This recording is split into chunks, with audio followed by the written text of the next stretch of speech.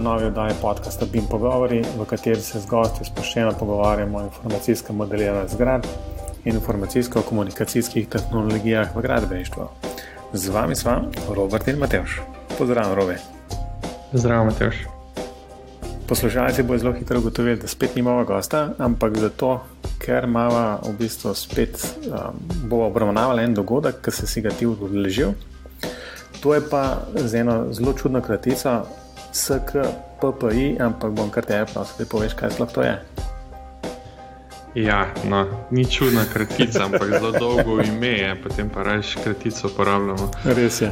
To je bil 14. slovenski kongres o prometu in prometni infrastrukturi, ki sta ga organizirala, mislim, bil v soorganizaciji DRC-ja pa naše fakultete, pa mislim, da je še ene par drugih stvari, še ene par drugih ustanov, ki so bili soorganizatorji. Kongres prvič, kot sem zvedel od ostalih udeležencev, je ta kongres vsaki 2 leti organiziran, zadnja leta je v Portorožu, tako da sem bil v zelo kratkem času že drugič na istem mestu. Moram reči, da mi je bilo spet všečno. Pač, kot že ime govori, gre za kongres, ki je usmerjen predvsem v prometno infrastrukturo, strategije, politike, vse to. Zakaj sem pa jaz bil letos na tem kongresu, sta pa 2 razloga. En razlog je bil, da je en bivši študent, ki sem mu jaz tudi pomagal pri izdelavi magistrske naloge, predstavljal en prispevek, ki ga je pripravil oziroma smo ga pripravili. Drug razlog je pa bil, da je bila ena sekcija, ki me je zelo zanimala. Zdaj, da poiščem, kako se je tej sekciji rekel. Digitalizacija v procesu gradnje, najbrž. Ugraditve. Digitalizacija v procesu graditve, točno tako. Ki je pa govorila o BIM-u, ne? Čeprav temu niso govorili samo BIM, zdaj se čedalje večkrat uporablja neka buzzword digitalizacija, ne? Ja, zdaj ni več BIM dosti fancy, je treba malo razširiti ta pojem. Ja, tako da to ne bojo več dolg BIM pogovori, ampak bojo digitalizirani pogovori. Da bo šla v korak s časom. No, da povem o kongresu. Ta kongres, to je en 3-dneven dogodek.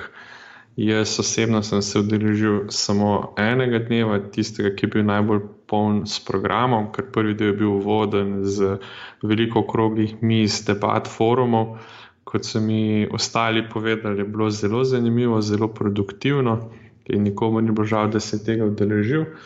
Ampak jaz nisem v nizkih gradnjah, v prometu, v prometni infrastrukturi, zato takrat nisem šel. Sem se podržil večernega dogodka, ki je bila podelitev svečanih nagrad, pa koncert. Hamo in Rudi Bučar sta imela koncert in moram reči, da je bilo super. Butični koncert. Ampak to, če v bistvu morda za tiste, ki ne vejo, kakšen kongres to je, pač čist strokoven kongres, ne? To je čist strokoven kongres, res je. Pa, kar sem jaz bil presenečen, da je to zelo, zelo velik kongres. Mislim, da je bilo 500 udeležencev, kaj takega. 500? Mislim, da so mi rekli številko 500, ne me držati za besedo, ampak mislim, da je bilo rečeno 500 in to je res ogromno ljudi. Skratka, vsi, ki se kakorkoli ukvarjajo s prometno infrastrukturo, so bili v Portorožu. Ne vem, če ravno vsi, ampak bilo jih je pa veliko, ja. Res je. No, in da povem, tako da jaz od prvega dneva kaj dosti nimam zapovedati, ker me ni bilo, no. Pa zadnji dan je bil tudi krajši dan do polovice dneva. Tudi se ga nisem udeležil, ker niso bile take vsebine, ki bi me pritegnile, pa ker sem imel obveznosti v službi. Ampak bil sem pa ta drugi dan, ki je bil najbolj poln s programom in lahko rečem, da je bilo ogromno vsebin. Potekale so te predstavitve v 3 vzporednih, kako se reče, trekih, kako se to slovensko reče? Sekcijah. Sekcijah, mogoče vzporedno so v 3 dvoranah predstavljali svoje prispevke ljudje, no. Jaz sem poskušal spet izbrati stvari, ki so me zanimale ali pa ki so imele potencial, da bi me zanimale. Bil sem bolj ali manj uspešen, sem pa tudi malo vmes hodil med sejami. No. Jaz zdaj mislim, da nima smisla, da greva čez vse. Jaz bi mogoče malo po teh sklopih povedal, kje sem bil, pa če je bilo kaj govora o BIM-u. Ja, tisti pač recimo, da se pa skoncentrira pač na tistle digitalizacijo, pač razdel, ki si bil dejansko, zakaj si sploh šel tja. Najprej eno vprašanje zate. Bil sem na 4 sklopih predavanj. Kaj misliš, v koliko teh 4 sklopov je bil omenjen BIM? Zdaj osebno upam, da je pa vsod, ampak ker se me že to vprašal, bom rekel tako, kot ponovadi, ker študente, ki vprašam, potem najbrž slišim glih obraten odgovor, najbrž zelo malo, če sploh kaj. No, vse imaš samo možnosti, nič, 1, 2, 3, 4, kaj boš izbral? A nič niso govorili, 5 pa skozi so govorili o tem? Ne, nič, samo v enem sklopu predavanj se to sliša. Okay. Enem? Ne, nič v nič sklopih, 1 v enem. Ja. Čak, kaj zdaj moramo reči? Eno številko od 0 do 4. 1? Ja, točno. Samo v tistem sklopu, ki je dejansko bil v BIM-u, so to omenjali, nikjer druge ni bilo to nič omenjeno. S tem, da če kak poslušalec bil kje, pa je tam slišal, se opravičujem, ampak mene ni bilo v tistem sklopu. No. Potem sem zelo slabo izbiral. Tako, no... Se spomniš nazaj, ne? Da mogoče smo pa že v tisti fazi, ko o BIM-u ni treba govoriti. Tudi na to sem pomislil, ampak so me prepričali, da ni tako. No, v redu. Sem upal, da je to razlog, ampak očitno ni. Ne, ni. Zdaj, jaz bom tako malo povedal, na kateri sklope sem šel. Jaz sem se najprej ustavil na enem sklopu, ki so bile strategije in politike prometa in infrastrukture v Sloveniji. Ker me zanima, pač tukaj sem pričakoval, da bi lahko kakšna strategija ali pa kaj, da bi se o tem govorili. Jaz v teh predavanj moram priznati, nisem kaj veliko zapomnil, ker je bilo res bolj tako čisto strokovno usmerjen. Bi omenil 2 sklopa, no? Ali pa se lahko vse na hiter. Najprej bil bivši predavatelj z naše fakultete, profesor Juvenc, ki je razlagal, zakaj ljubljanske obvoznice ne zmorejo več. Povedal bom zakaj, tako da tisti, ki niste bili, da boste vedeli, zakaj ne, zato ker jih niso nikoli dokončali, tako kot so bile načrtovane. Čisto preprosto, ta obvoznica je bila mišljena čisto drugače, pa z nekimi navezavami, ki bi tranziten promet usmerile stran v Ljubljane, pa je bila pač zgrajena obvoznica, vse ostalo pa ne, vsa dodatna infrastruktura pa ne, in zdaj imamo, kar imamo. Potem je bilo nekaj o prioritetah, o železniških prioritetah pa koridorjih v Sloveniji, kaj vse je treba obnoviti, pa kaj ne, da bomo pač šli v korak z Evropo. To tudi zaostajamo, pa zelo velike številke so se vrtele, koliko moramo vlagati v to infrastrukturo. Ampak kar je bilo pa na koncu, sta bila pa dva predavatelja, ki sploh nista bila gradbenika, ki sta povedala, da je to vse skupaj brez veze, zato ker mi govorimo skozi v drugem tiru med Postojno pa Koprom, da dejansko gre pa 70% prometa med Ljubljano pa obalo gre proti Trstu. Kar je mene ful presenetilo, ti si to vedel? Ne, ampak v bistvu tako bom rekel, mislim, ne bom rekel, da sem vedel, ampak nekako imam pa zmer občutek, ne, da mi, tradicionalno mi se zapičimo v neki, ne, v smislu tale drugi tir, ker je to projekt, ki je že po moje 30 let v nastajanju,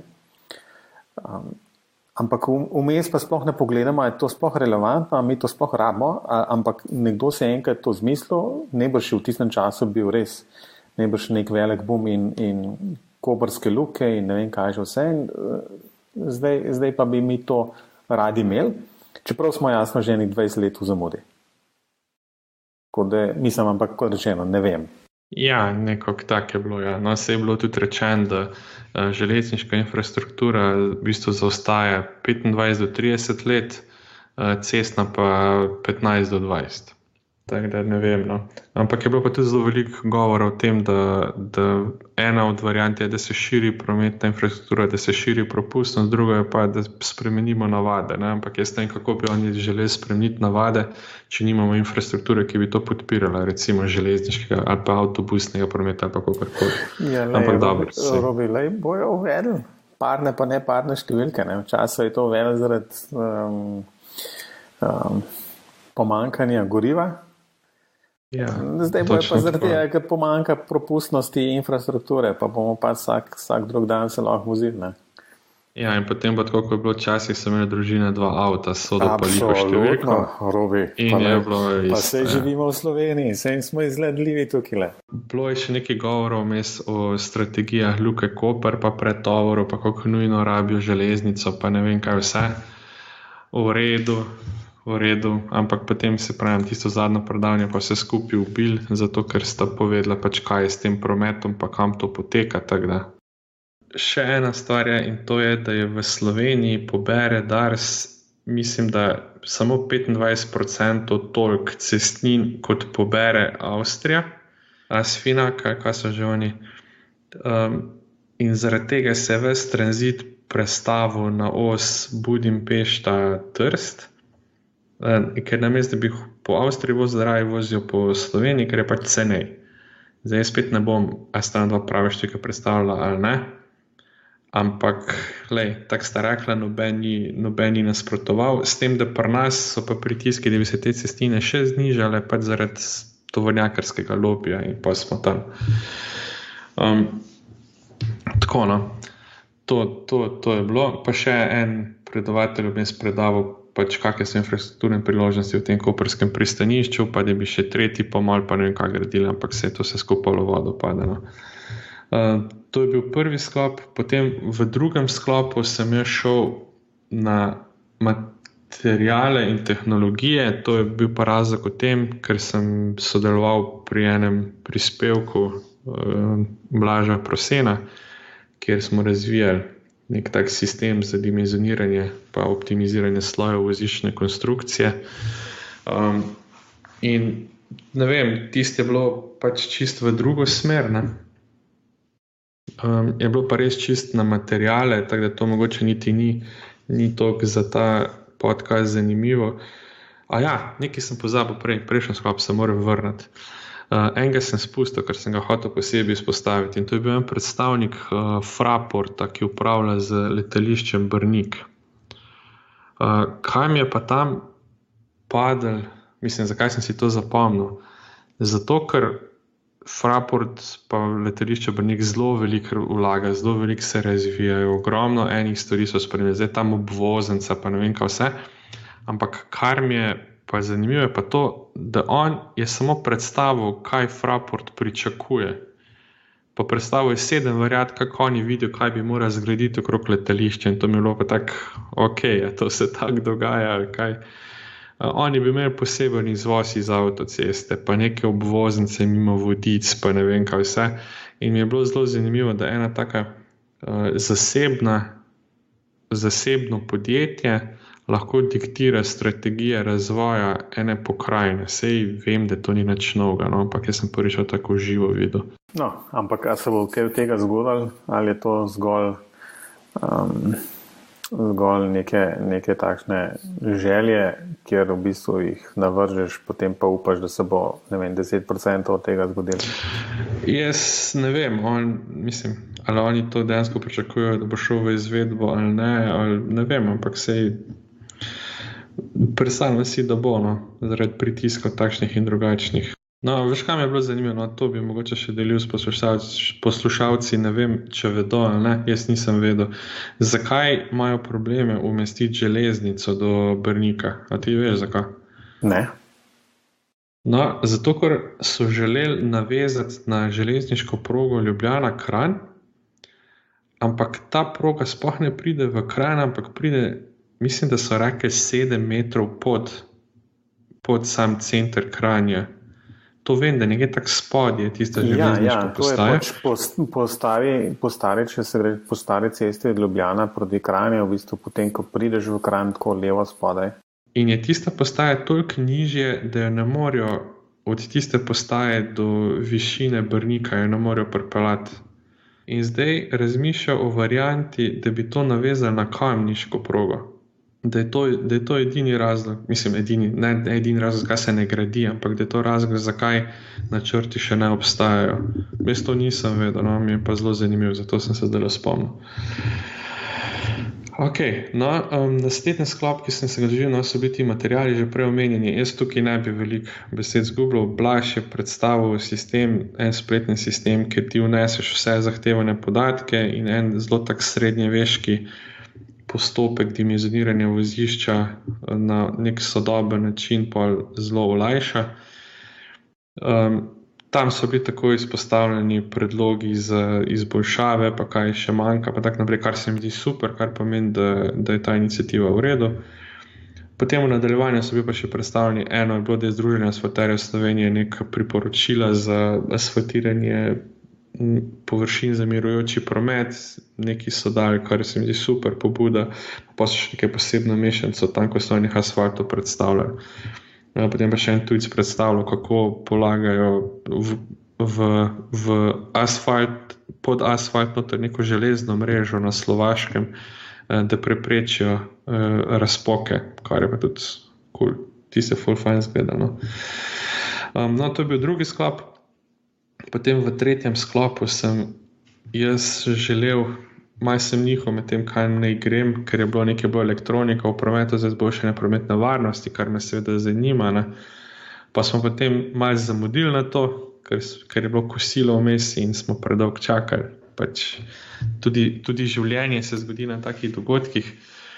Ampak sem vse še malo ujel, no, in mi je bilo zanimivo eno predavanje, ki sem ga videl, je bilo o tem, kako vozila komunicirajo z okoljem, z avtocestami in to, in kakšne so vse možnosti. In kar je bilo meni zanimivo, je to, da obstaja že en kup senzorjev v teh avtomobilih, kot svoje podatke v času v nek oblak pošilja. In da so ti podatki potem dostopni ostalim in to je vse živo od stanja vozišča do ne vem, hitrosti vožnje, do ne vem česa vse. In pa še en kup senzorjev, ki jih imajo ti upravljalci avtocest in zdaj samo čaka, da bo to vse skupaj povezali v nek sistem, ki bo potem vplival na varnost in tako naprej. No. To mi je bilo zelo zanimivo. Potem je bil en projekt, mislim, da ga Dars to razvija, ki je pač tak projekt, ki je, mislim, da je modificiran Wi-Fi standard uporabljajo za to, da imajo neke senzore, recimo ta pilotni projekt je imel senzor na vhodu v predor Šentvid in ti senzori potem sporočajo sistemu v avtomobilu, da se je nekaj zgodilo, oni so tako tesno, da je bila neka nesreča, ne se dalo usmerijo in dejansko, ko se pripelješ proti predaru, dobiš obvestilo na armaturni plošči, da je nekaj narobe, ali megla, ali nesreča, ali kakorkoli, in da se nekam drugam usmeriš in pa to lahko upoštevaš ali pa ne. No. Tak, zelo zanimiv pilotni projekt. Jaz upam, da bo šel kdaj v realizacijo, je pa bilo pač vizija predstavljena, da bi naj to bilo ugrajeno že v same avtomobile. Ne samo, da bi ti moral imeti neko namensko napravo, ampak da je bilo to v same avtomobile, v te infotainment sisteme ugrajene. Zaenkrat so pa razvili mobilno aplikacijo, ki to kaže. Zapravi imaš na armaturki, ne vem, telefon ali pa tablet ali kakorkoli in te obvešča o tem. To. Potem je bilo eno predavanje o asistenčnih sistemih v vozilih, pa to, kako delujejo kako avto sam vozi, pa Tesli, pa gor pa dol. Jaz moram reči, da tukaj nisem zvedel nič novega, sem to že vse prej vedel. Je bilo pa zanimivo, da je najbolj izpostavilo ta predavatelj to, a veš, ko so te dileme pri samovozečih avtomobilih, ko avto sam vozi, potem pa oceni situacijo, vidi, da bo prišel do nesreče, potem se pa odloči za manjšo žrtev. Ja. No, v tem, ne. Recimo, če mogoče kdo ne ve, kaj to pomeni, recimo avto vidi, da se bo nekam zaletel, potem pa izbira, ali se ne zaleti v enega pešca ali v 3. Ne? In tega nihče noče pač imeti te izbire, ne? In pa je bilo vprašanje, pač, kdo bo to kril, kaj bo zavarovalnica pokrila, s čim boš ti živel, boš ti prevzel odgovornost za svoj avto, ne? Pa to, no? In potem pridemo na polje ne tehnologije, ampak bolj psihologije, pa sociologije, pa filozofije. No, to, no. No, potem sem pa zamenil sekcijo, sem šel pa v eno sekcijo, kjer je govorila o premostitvenih objektih, pa sem tam ravno videl še zaključek predstavitve gospoda Pippenbacherja, ki so spet neke mostove, neke natečaje zmagali, taki res impresivni mostovi. Čisto zadnje pa bilo v viaduktu Rauberkomanda, ko si ravno govoril o zastojih na primorski avtocesti in je bilo pač predstavljeno stanje tega viadukta, pa kaj vse so naredili, da je zdaj prenovljen. In moram reči, da po njih stikah so reči, bil res v zelo slabem stanju. No, in pa smo zdaj končno prišli do tega zadnjega sklopa, primarnega sklopa digitalizacije v procesu graditve. Tu bi se pa zdaj malo ustavil. No. Se moraš najprej malo nadihati? Ne, moram malo razmisliti, kaj bi rekel. No. No, prvo je predstavil prispevek gospod Samo Peter Medved iz podjetja Lineal, ki je tudi bil že najin gost. Mislim, on ni samo iz podjetja Lineal, je tudi ima vlogo na Inženirski zbornici Slovenije, pa v združenju CBIM, pa še marsikje druge. No, in je predstavil pač, kakšen je pomen digitalizacije za razvoj in konkurenčnost gradbene panoge v Sloveniji. Mislim, vse ni bilo nič novega, to je predstavil na enem drugem občinstvu, ki mu zdaj 2 leti ni imel priložnost te stvari razlagati, pa marsikaj se vam je zgodil. Predvsem je bila osrednja poanta vsega skupaj bil ta akcijski načrt, ki bi naj zdaj pa kot je on predstavil, šel na vlado in potem bi naj bil sprejet. No, meni ni bilo treba se nič oglasiti, ker so imeli drugi dosti problemov s tem akcijskim načrtom. V bistvu glavni pa ne očitek, se ni bil očitek, no, bila je debata po tej predstavitvi, je bil v tem, da ta akcijski načrt ničesar ne rešuje. Prav ničesar ne rešuje. Ne? In to je to, kar mi že skozi govorimo, odkar smo prvič govorili o tem akcijskem načrtu, da noter je en kup enih obljub, nobenih rešitev, ne vem, no. Ja, ampak zdaj, če jaz malo drugo stran pomislim, ne? Zdaj, a veš, kaj je sploh cilj tega akcijskega načrta? Ne? Najbrž v osnovi ni reševanje nekih problemov, ali pa tudi, no, odvisno, kako na to stvar gledaš. Ne? Predvsem je najbrž cilj premakniti tehnološko, ne, zadevo naprej. Z enega recimo, tazga mrtvega teka, kjer se kaj prav dosti ne spreminja v samem procesu gradnje že zadnjih, ne vem, toliko in toliko let. Lahko se govori o napredku na materialih, pa napredku na, ne vem, dimenzioniranju, pa ne vem kaj še vse. Ampak, če pa gledaš kot celoto, je pa bolj manj zadeva taka, kaj je bila, ne? Morda razumem pač to bolj kot en tak probati zagnati v bistvu neko zadevo, da se bo kaj premaknil tudi na tem področju, čeprav ne vem, ne? Ja, jaz moram reči, da sem vse na takcijski načrt začel malo drugače gledati, takrat, ko smo imela gospoda Medveda v gostih pred nama, ker je podal en tak pogled, ja, da pač moraš streljati visoko, da pa lahko malo nižje, mogoče kaj zadaneš, ne? In v tem smislu, ja, super, v redu, se strinjam, ne? Ampak po drugi strani pa ne vem, no, mislim, se to so mu tudi učitelj spet, bila je debata, da ne bo kdo to tako resno vzel, ne? Da če je to nek akcijski načrt na nivoju države, zakaj potem se ni o njem razpravljali v strokovni javnosti, ne? Odgovor je bil pač, ja, da je vsak imel možnost se vključiti v CBIM, pa kje tam, ne vem, sodelovati pa to, no, ampak kaj pa jaz vem, no, ne vem, če je bilo to čistko. Poleg tega se mi zdi, da so bili noter tudi v tej skupini vključeni ljudje, ki jih morda ne bi tam noter pričakoval. No? Mislim, pa ne ljudje, ampak ne gre to poimensko po ljudeh, ampak vlogo, ki jo imajo pač v tej gradbeni industriji. No. Tako da, se pravim, ne vem, se strinjam s tistimi, ki so debatirali, se tudi strinjam, da je verjetno kak akcijski načrt potreben, se strinjam pa tudi s tem, da je bil pripravljen v zelo ozki skupini, ne bi pa zdaj diskutiral razlogi, zakaj je bilo to tako. No. Ja, to sva že v bistvu tudi takrat rekla. Zdaj, bojim se v bistvu jaz pri tem, ne, da te stvari dejansko potem kar grejo, ne, naprej, kot v smislu na vlada, pa se to sprejme.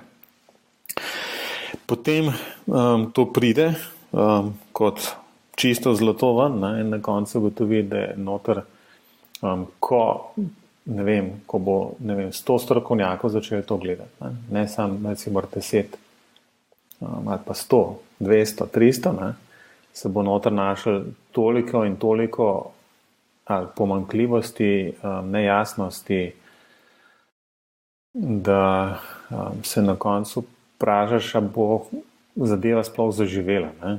Ker akcijski načrt je nekaj, ne? Akcijski načrt je pač dokument, saj jaz si tako predstavljam kot v redu, to je pač država ne bi te stvari podpirala v nekem smislu, ampak to ni zakon, to niso neki predpisi, do nekih zakonov, ki bi narekovali, da se to uporablja na ta način, je najbrž še zelo daleč. Ne? Najbrž res. Se jaz to pač tako predstavljam, mogoče malo laično, no? Ampak to je pač nek dokument, ki recimo, da je nastal v globalu, se ga razume, zdaj kaj pa. Mislim, da je tako, kot so se prej pogovarjali, ko je nekdo pač rekel, ja, kako nas boste pa prisilili, da bomo to delali na ta način. Ja, najbrž zelo težko. Na osnovi akcijskega načrta najbrž ni vzvoda tega, ne. Je pa vzvod, če le pride z nekimi zakoni, predpisi, ne. Ja, vse. Ne vem, bomo videli, no. Meni se dela tista debata koristna, ker sem videl v bistvu, da nimam samo jaz takih pomislekov. Ni bilo nekega zaključka, ampak ne vem, upam, da se v ta debata nadaljevala. No, tudi izven. Zdaj, mogoče dejansko sem imel priložnost poslušati to debato, pa tudi ostale predstavitve, ker so, ne vem, občinstvo ni bilo tisto klasično bimovsko, recimo temu pod navednicami, ne, ki bi ga srečali na ne vem, CBIN konferencah in podobnih. Kako je bilo pa vse skupaj to sprejeti? V smislu, ja, dajmo vsi, pa v bistvu je neka pripravljenost se spreminjati, ali je tako, kot smo že zadnjič ugotovila, dajmo stvari pustiti tako, kot so, ne? Ker imamo potem malo več manevrskega prostora za kakšne uvoze delati, ali pa pač smo na ta način navajeni delati že zadnjih 20-30 let. Ne vem, če sem jaz ravno poklican, da me zdaj zaključke vlekel na podlagi ene udeležbe na takem kongresu, ampak kot sem jaz videl, govoril z njimi, opazoval pa to, ja, vsem so všeč tiste vizualizacije, ja, vsi vidijo neke prednosti, ampak vseeno pa zelo skepso to sprejemajo. Ne? Najprej je bila skepsa pač v tej smeri, da se je vse prikazovalo, BIM bo vse rešil, to vse dela, ne vem, v tej smeri. Ne? Zdaj, ko se ti prvi poletni pilotni projekti zaključujejo, se tudi pojavljajo prve izkušnje, pa kaj vse je šlo narobe, pa kaj vse je šlo dobro, pa kaj bilo treba spremeniti. In zdaj se mi pa zdi, da vsi spet čakajo, da bojo videli, naj se naučijo vse to delati, pa bo pa že na kakem projektu nam to pokazali, pa bomo mi hitro zraven prišli. Mi je pa, ok, pa naprej je imel še Iztok Zabreznik, ki je tudi bil že najgost na tem podcastu, je imel predstavitev, pa mogoče pol povedal. Lahko gremo zdaj naprej? Ali? Ne, kar povej. No, v glavnem, drugi je imel predstavitev Uro Žagar z podjetja CGS Labs, ki ga tudi že dolgo poznam. On je predstavljal čisto konkretno načrtovanje nasipov, kako se to dela po plasteh za izdelavo nekega modela BIM, kakorkoli. Zelo taka tehnična predstavitev, tako da se ne bi tu niti kaj ustavilo, sem pa vesel, da CGS Labs mika. Bom tako rekel. Potem je bil Iztok Zabreznik, ki je pa prikazoval izkušnje pri izdelavi enega takega projekta, ki so ga celega izdelali s procesom BIM, ali kako temu rečemo, z digitaliziranim procesom. Ne vem, kako bomo to poimenovali. Kar je bilo meni tu zanimivo, je bilo to, da so izmenjevali izkušnje. Zdaj pa jaz bi to povedal, da jaz to zdaj govorim skozi prizmo konference Build, ki je bila svetovna konferenca in sem se udeležil par tednov nazaj. Kaj je bilo to tako zanimivo? Zato, ker so v bistvu prihajali do istih ugotovitev. Zdaj prva je, da proces razpade pri ljudeh. To je pač prva stvar. Druga stvar, da so imeli recimo največ težav, so imeli zaradi tega, ker so stvari poimenovali v procesu pridobivanja PGD, preden so vlagali za PGD, je bil nek načrt označen za 11.3 ali pa 1.3, ne vem, pa je bil pa za 1.2 in pa so mogli vse spremeniti in je vse razpadlo. Recimo take stvari.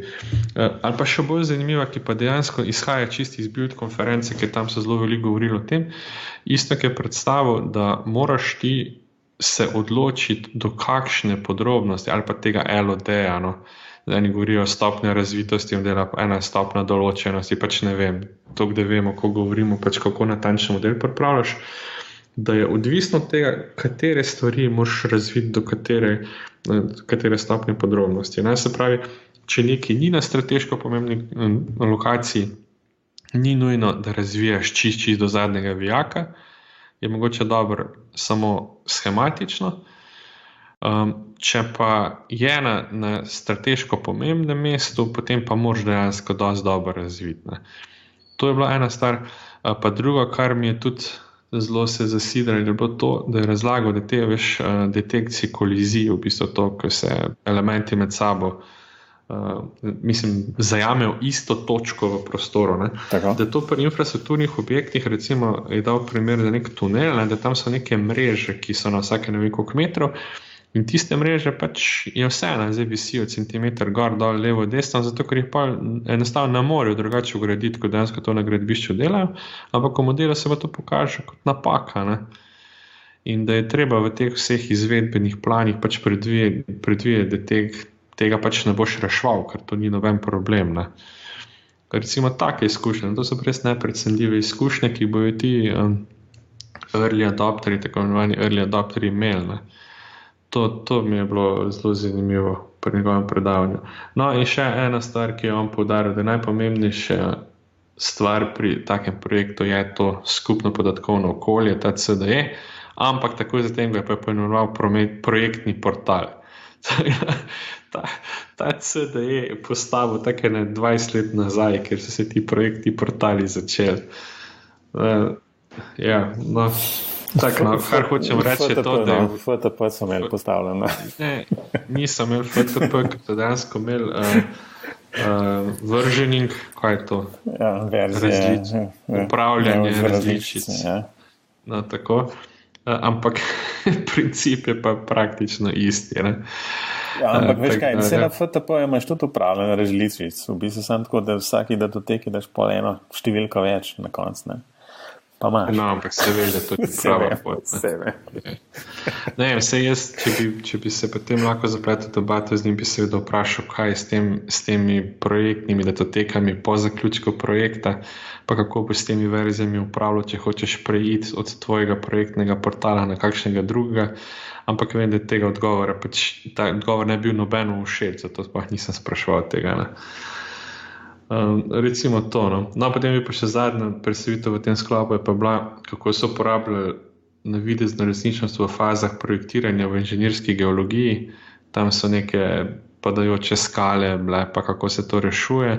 Jaz sem imel zelo velika pričakovanja od te predstavitve, potem na koncu sem pa gotovo, da so zmodelirali v Archicadu pa z BIMX-om pokazali, mi je pa kar malo padlo vse dol. Ampak ok, v redu. Smo že videli, no. Tako bo rekel.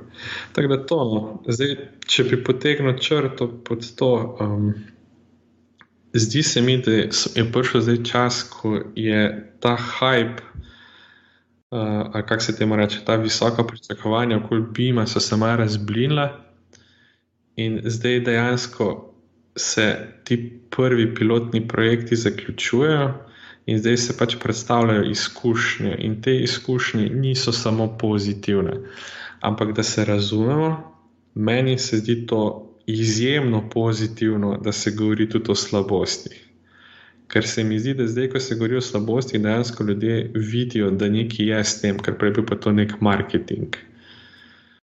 Tako da to, no. In jaz upam, da bo tega veliko več in pričakujem, da bo tega zelo veliko tudi na CBIM konferenci, čeprav moram pa tudi povedati, da CBIM konferenca program letošnji mi ne daje upanja, da bo tako, no. Kaj si že kaj pogledal program? Nekaj malega sem gledal, ampak ne pa v detalje, no, tako da ne bom nič zdaj rekel. Ampak si pa mislim, da je kar dober zadev, no, tiste, veš, se spomniš tistega hype cycla od Gartnerja, Gartner Research. Ja, a veš, da sem točno to sem imel. Po moje, zdaj se približujemo tisti luknji, ki je za tisto ta največjimi pričakovanji pol tak strm padec v neko luknjo. In se mi zdi, da smo še zmeraj na tele krivulji navzdol, ne? Še nismo čist na tle. Ne, jaz tudi mislim, da ne. Ampak potem se počasi začneš uspenjati in upaš, da boš dosegel nek plato uporabnosti, ki je praviloma mnogo nižje postavljen kot pa tista visoka pričakovanja, ki si jih imel v tistem delu. Točno to. In jaz res pričakujem, da bo tu v tem primeru to zelo izrazito. Ja, pa še nekaj sem pozabil povedati, kaj je Iztok opozoril. S tem se pa strinjam. Rekel je, da izkušnje kažejo, da najboljši projekti so takrat, kjer je BIM modeler enako projektant. Se pravi, da projektant zmodelira model. Zelo slabe izkušnje imajo s tem, ker je projektant zaključil svoje delo, pa je predal to nekomu drugmu, da je potem on model gradil. In to zaradi tega, ker projektant sam ve, zakaj je kaj naredil in napake v modelu popravi, če jih opazi. Kar je pa, a se spomniš, ko smo govorili, ne?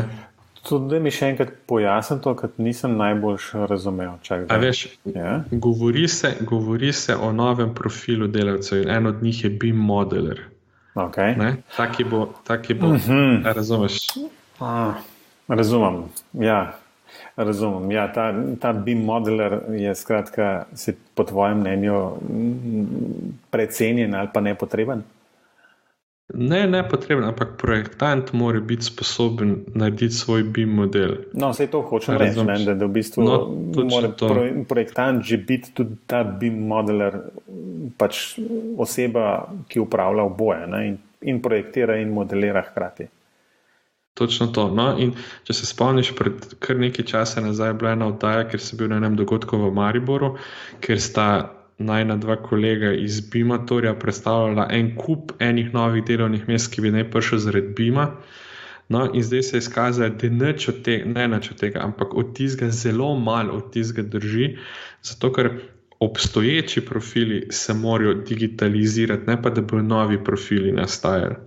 Ja, absolutno, se pa absolutno strinjam. No, in to je tukaj Iztok zelo lepo pokazal, čisto organsko so prišli do tega, obstoječi profili se morajo digitalizirati, mogoče, da bo prostor za dve novi osebi, en je BIM manager, en je pa ta BIM koordinator, čeprav tudi to, če mene vprašaš, bo marsikaj ena oseba, ali pa še to ne, ampak bo nekdo od obstoječe skupine prevzel te naloge. Tako da, to se mi zdi pa najpomembnejše ugotovitev tega sklopa predavanja. Ja, po bistvu bi rekel tudi za te dva zadnja, ki si vam omenil, ne, za nekega koordinatorja, menedžerja. Se mi zdi, da so to profili, ki so trenutno aktualni zaradi tehnoloških pomanjkljivosti, kjer pač je treba neke delne modele delati, pa pozdruževati, pa v bistvu tako naprej, ne. Da če bi bilo to res zintegrirano vse, potem bi večina tega odpadla. No, ampak potem lahko tudi rečemo, če bi bila umetna inteligenca dosti dobra, gradbenikov ne bi rabo. Čakaj, sej nič ne rečem, da ni res tudi to, ne. No, ampak hočem mogoče zaključiti tako, kot si ti rekel prej, ne, da dejansko vidiš, da morda izobraževanje čistega BIM modelarja ali pa koordinatorja, tudi koordinatorja, ne, v bistvu mogoče ni niti najbolj toliko blazno pametno. Ampak mora imeti predvsem zelo dobro podlago v sami stroki, plus jasno dodatna znanja, ki so vezana na ta BIM-ovski del. To si vas je tako lepo povzel, da nimam kaj dodati in predlagati, da kar zaključimo. V redu. Skratka, rečeš lahko, da se splača jeti v Portorož, ne? Ja, se je splačal, pa ne zaradi sonca, zaradi vsebin, da ne bo kdo narobe mislil. Ja, no, na to sem napaljeval. V redu. Skratka, konferenco so povzela, ostane še priporočila, imamo za danes kaj? Da se izognemo tega? Sva reka, da jih ne bova imela.